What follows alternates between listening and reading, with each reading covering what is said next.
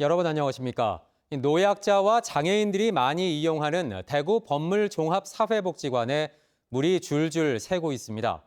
하루 이틀 얘기가 아닙니다. 대구 수성구가 긴급 누수 피해 용역 조사를 해봤더니 가장 낮은 2등급, 당장 정밀 안전진단이 필요하다는 결과가 나왔습니다.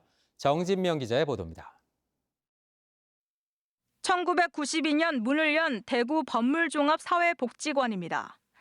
노약자와 장애인 등이 많이 거주하는 영구임대 아파트 단지 한가운데 목욕탕과 어린이집, 노인정 등을 갖추고 있습니다. 목욕탕 아래층에 있는 어린이집에서 물이 새기 시작한 건 지난 9월. 당시 사진을 보면 뻥 뚫린 천장 안으로 호스와 천이 흉하게 드러나 있습니다. 최근 해당 어린이집에서 이 천장재가 떨어지는 사고가 발생했습니다. 누수로 인해 생긴 문제라고 밝혀졌는데요.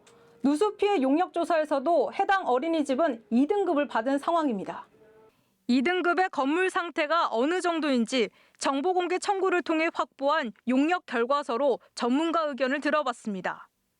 정밀 안전으로 들어가서 하더라도 전문가 입장에 볼 때는 큰 차이가 없을 것 같아요. 그 데이터대로라면 철근이 녹슬기 시작해서 나중에 문제가 생기죠. 문제가 생기면 어떻게 되나요? 무너지는 거죠, 건물이. 복지관 운영 주체인 대구 수성구가 1,500만 원을 들여 부랴부랴 임시보수에 들어갔지만 이마저도 땜질식에 그쳤습니다. 저는 보수를 한다길래 2층의 목욕탕에 어느 정도 방수를 하는 줄 알았는데 그게 아니라 천장에 물통을 달아놓은 거예요. 건물 노후화에 대한 우려가 갈수록 커지자 어린이집 휴원까지 예고한 상황. 하지만 목욕탕과 복지관 등 주민 공동시설은 아무 일도 없는 듯 버젓이 운영되고 있습니다. 나머지 관리사무소나 복지관이나 목욕탕은 천천히 이제 고려를 하고 대구시까지 나서 목욕탕 운영을 중지한 뒤 안전진단에 나설 것을 제안했지만 수성구가 이를 받아들이지 않았던 것으로 드러났습니다. 중단을 하려면 중단할 만한 근거가 필요하다. 그 이야기죠. 위에 이제 천장에 이제 물이 좀 떨어지는 그 현상을 해가지고 그 이제 시설물들이 좀 낙하하는 그런 현상들이 좀 발생을 하는 것 같아서 폐쇄를 이제 검토하게 됐습니다.